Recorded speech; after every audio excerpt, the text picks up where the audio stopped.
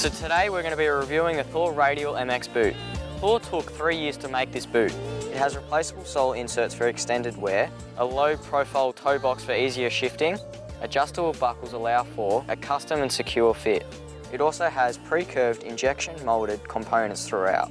The radial ankle axis supports upper and lower lockout combination and reduces overextension. The fully synthetic calf overlay delivers premium durability and optimum grip. The Thor Radial MX is a mid-level cost boot.